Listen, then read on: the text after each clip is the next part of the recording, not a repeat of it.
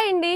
ఈరోజు ఈ వీడియోలో నేను నా లో budget YouTube studio setup, video shooting entire process, like నేను ఒక కాన్సెప్ట్ అనుకున్నాను అంటే అది ప్లానింగ్ నుంచి ఎగ్జిక్యూషన్ వరకు ఎలా చేస్తాను అండ్ థంబ్నెయిల్ వీడియో ఎడిటింగ్కి ఎలాంటి యాప్స్ యూజ్ చేస్తాను అనేది ఈ వీడియోలో క్లియర్గా ఎక్స్ప్లెయిన్ చేయబోతున్నాను. ఇన్ కేస్ మీరు కొత్తగా యూట్యూబ్ ఛానల్ స్టార్ట్ చేసినా ఆర్ స్టార్ట్ చేయబోతున్నా ఇది మీకు చాలా హెల్ప్ అవుతుంది. అస్సలు స్కిప్ చేయకుండా స్టార్టింగ్ నుంచి ఎండింగ్ వరకు చూడండి. అండ్ ఆల్సో నచ్చితే లైక్ చేయండి, కుదిరితే హైప్ ఇవ్వండి. సబ్స్క్రైబ్ చేసుకోవడం మాత్రం అస్సలు మర్చిపోవద్దు. మీకు నా వాయిస్ వింటేనే అర్థమైపోయి ఉండొచ్చు, నాకు కొంచెం హెల్త్ బాగాలేదు, అందుకే వీడియోలో కూడా గ్యాప్ వచ్చింది. సో ఈ ఒక్క వీడియోకి కొంచెం అడ్జస్ట్ అవ్వండి ప్లీజ్. ఫస్ట్ నా గోల్ వచ్చేసి యూట్యూబ్ నుంచి మనీ సంపాదించడం. దానికోసం నేను ఎక్కువ ఇన్వెస్ట్ చేయదలుచుకోలేదు. సో నా దగ్గర ఉన్న వాటితోనే నేను ఏదో ఒక జుగాడ్ చేసి లో ఇన్వెస్ట్మెంట్తో బెస్ట్ అవుట్పుట్ ఇచ్చేలాగా వీడియో షూట్ చేయాలని చెప్పేసి నేను అనుకున్నాను. సో దానికోసం వచ్చేసి ఫస్ట్ వచ్చేసి ట్రైపాడ్ అనమాట. ట్రైపాడ్ ఏంటి అంటే నా దగ్గర అప్పుడు మెహందీ వేసే టైంలో ఎప్పుడో ఒక రింగ్ లైట్ ఉండేది. సో అది కూడా ఎందుకు అంటే ఇది ఈ రింగ్ లైట్ అనమాట. రింగ్ ఏది అనకండి, దాని గురించి కూడా చెప్తా. ఇది ఎందుకు అంటే best lighting and also time lapse కోసం అని చెప్పేసి నేను ఇది తీసుకున్నా అనమాట. సో ఇదేంటి అంటే మేము ఎక్కడో ఇల్లు చేంజ్ అయ్యే టైంలో ఇది రింగ్ ఎగిరిపోయింది, ఎక్కడో పోయింది, ఇది ఒక్కటి మిగిలిపోయింది. సో దీనికి మేము ట్రావెల్ చేసే టైంలో మాకు ఇలా తీసుకోవడం కన్నా ఒక సెల్ఫీ స్టిక్ ఉంటే బాగుంటుంది అని చెప్పేసి సెల్ఫీ స్టిక్ తీసుకున్నాం అనమాట. ఈ సెల్ఫీ స్టిక్ ని ఈ రింగ్ లైట్ స్టాండ్ కి సెట్ చేసుకుంటా అనమాట.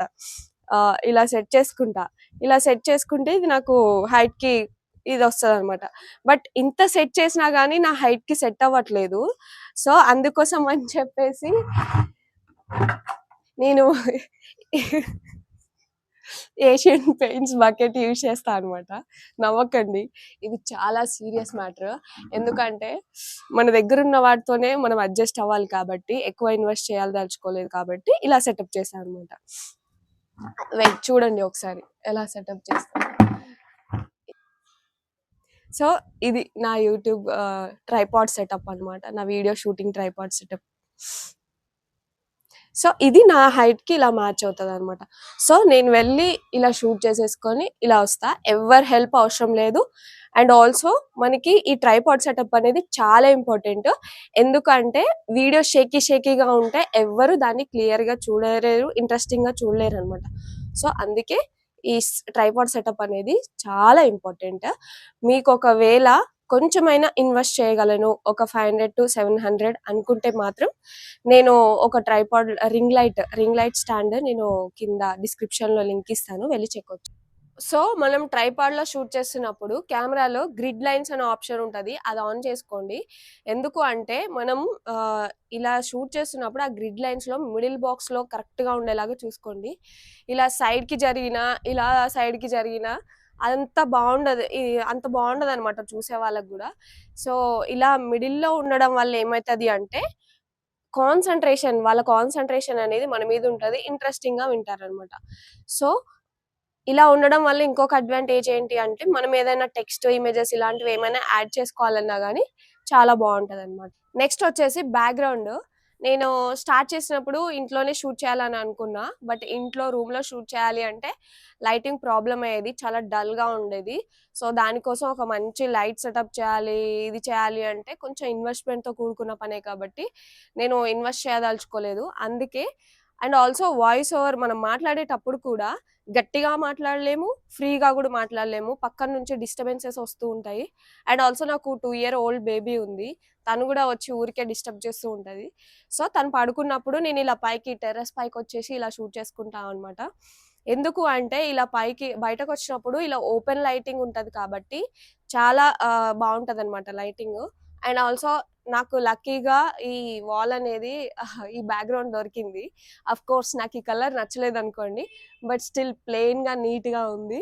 సో ఏదో ఒకటి అడ్జస్ట్ అవ్వాలి కదా, సచ్చినోడి పెళ్ళికి వచ్చిందే కట్నం అన్నట్టు అడ్జస్ట్ అవుతున్నా అనమాట. బట్ స్టిల్ నాకు ఇది చాలా అడ్వాంటేజ్ అనమాట. ఎందుకు అంటే ఇలా ప్లెయిన్గా నీట్గా ఉండడం వల్ల మనము వర్చువల్ బ్యాక్గ్రౌండ్స్ సెట్ చేసుకోవచ్చు. అండ్ ఆల్సో నేను ఏదన్నా చెప్తున్నప్పుడు కూడా ఇమేజెస్ కానీ టెక్స్ట్ కానీ యాడ్ చేసేటప్పుడు ఇటు సైడ్ అనమాట క్లియర్గా ఉంటుంది. నెక్స్ట్ వచ్చేసి మైక్. ఇది చాలా ఇంపార్టెంట్. ఎందుకంటే నేను బయట ఓపెన్ ప్లేస్‌లో టెర్రస్ పైన షూట్ చేస్తున్నాను కాబట్టి. అండ్ ఆల్సో మా పక్కనే మెయిన్ రోడ్ ఉంటది. దాంట్లో వెళ్ళే వెహికల్స్, హార్న్ సౌండ్స్ అండ్ ఈ గల్లీలో ఎప్పుడు ఏదో ఒకటి అమ్మొస్తూనే ఉంటాయి. అల్లం ఎల్లిగడ్డ, ఉల్లిపాయ, ఐస్ క్రీమ్ అని చెప్పేసి ఇలా ఏదో ఒకటి అమ్మొస్తూనే ఉంటాయి. ఇవి చాలా డిస్టర్బెన్స్ ఉంటదనమాట. అందుకే నేను ఆన్‌లైన్‌లో ది బెస్ట్ మైక్రోఫోన్ అని చెప్పి సెర్చ్ చేసినప్పుడు ది బెస్ట్ ప్రైస్ ఉన్న మైక్రోఫోన్ కనిపించింది. సో, అంత బెస్ట్ ప్రైస్ నేను పెట్టలేను కాబట్టి నేను ఈ క్రాస్ బీట్స్ మైక్రోఫోన్ యూజ్ చేస్తున్నా అనమాట. సో, ఇప్పుడు మీకు ఇది ఏంటంటే నాయిస్ క్యాన్సిలేషన్ ఆన్ చేసుకొని, ఆఫ్ చేసుకొని మాట్లాడొచ్చు. ఇప్పటి వరకు నేను మాట్లాడిందంతా నాయిస్ క్యాన్సిలేషన్ ఆన్‌లో ఉంది. సో, ఇప్పుడు నేను ఆఫ్ చేశాను. ఇప్పుడు నేను మాట్లాడేది కొంచెం ఏదో ఒక డిస్టర్బెన్స్ మీకు వినపడుతూనే ఉంటుంది. మీకు డిఫరెన్స్ అనేది క్లియర్గా తెలుస్తుంది అనమాట. ఇప్పుడు నేను మళ్ళీ ఆన్ చేస్తున్నాను. సో డిస్టర్బెన్స్ అనేది కొంచెం తక్కువ ఉంటుంది ఆన్ చేసినప్పుడు. ఇది కంప్లీట్గా నాయిస్ క్యాన్సిలేషన్ అయితే చేయదు. ఎక్కడో ఒక దగ్గర కొంచెమైనా వినిపిస్తుంది. సో దాన్ని నేను వీడియో ఎడిటింగ్లో తీసేస్తాను అనమాట, అడ్జస్ట్ చేస్తా అలా. అండ్ ఇది 4000 ఉంది, నేను అంత అఫోర్డ్ చేయలేను, ఇది బడ్జెట్ ఎక్కువ ఉంది అంటే ఈ గ్రీన్ ఏరో అనే మైక్రోఫోన్ కూడా నేను ప్రీవియస్గా యూజ్ చేశాను. ఇది 1000 బిలోనే ఉంటుంది. ఒకసారి మీకు తక్కువ బడ్జెట్లో కావాలంటే ఇది ట్రై చేయొచ్చు. నెక్స్ట్ వచ్చేసి స్క్రిప్ట్ అనమాట. నేను ఇప్పటి వరకు చేసిన వీడియోస్ ఆల్మోస్ట్ అన్ని వీడియో స్క్రిప్ట్స్ ఈ బుక్లో ఉంటాయి అనమాట. ఇలా రాసుకుంటా. సో ఈ పిచ్చి గీతలు ఏంటి అని అనుకోకండి, ఎందుకంటే మా బేబీ కూడా నాకు ఈ స్క్రిప్ట్లో హెల్ప్ చేస్తుంది అనమాట. సో ఇలా నేను ఎందుకు రాసుకుంటాను అంటే ఇలా నేను రాసుకునేటప్పుడు ఫస్ట్ నేను బుక్ మీద రాసినప్పుడు అది నేను చదువుతా. ఫస్ట్ చదివి ఒక వ్యూవర్ పర్స్పెక్టివ్ లో అది అసలు నాకు అర్థమవుతుందా కావట్లేదా, ఏమన్నా లింక్ మిస్ అవుతుందా, ఏదైనా ముందుకి వెనక్కి అవుతుందా, ఇలాంటివి నాకు అర్థమవుతాయి అనమాట. సో అప్పుడు నేను ఏమన్నా మోడిఫికేషన్స్ ఉంటే చేసుకుంటాను. అండ్ ఇలా రాసుకోవడం వల్ల కూడా మనకి ఏమవుతుంది అంటే స్టార్టింగ్ ఎలా స్టార్ట్ చేయాలి, మధ్యలో ఏం పెట్టాలి అండ్ ఎండింగ్ ఎలా ప్రాపర్ గా ఇవ్వాలి అనేది ఒక క్లియర్ గా అర్థమవుతుంది అనమాట. అంతే కదా, మనం ఏదైనా ముగ్గేసినా గానీ మంచిగా ప్రాపర్ గా చుక్కలు పెట్టి దాన్ని ప్రాపర్ వేలో కలిపితేనే కదా అది మంచి ముగ్గు అయ్యేది. లేదంటే అది పిచ్చి గీతలు అవుతుంది ఎలా పడితే అలా కలిపితే. సో నేను స్టార్టింగ్ లో ఇలా స్క్రిప్ట్ రాసుకోకుండానే షూట్ చేసేదాన్ని. అప్పుడు ఒక 10 మినిట్స్ వీడియోకి నాకు 6 to 7 hours టైం తీసుకునేది. అప్పుడు నేను ఇలా చాలా టైం తీసుకుంటుంది అని చెప్పేసి ఇలా బుక్ లో రాసుకోవడం అలవాటు చేసుకొని ఇలా రాసుకొని షూట్ చేసుకున్నప్పుడు నాకు మినిమం 1.5 2 hours లోనే అయిపోతుంది, కంప్లీట్ చేసేస్తా. ఇలా నాకు చాలా ఈజీగా అయిపోతుంది అనమాట ముందే స్క్రిప్ట్ రాసుకుంటే. అండ్ ఆల్సో నేను వీడియో రేపు షూట్ చేస్తా అంటే నేను ఈ రోజే స్క్రిప్ట్ రాసేసుకుంటా.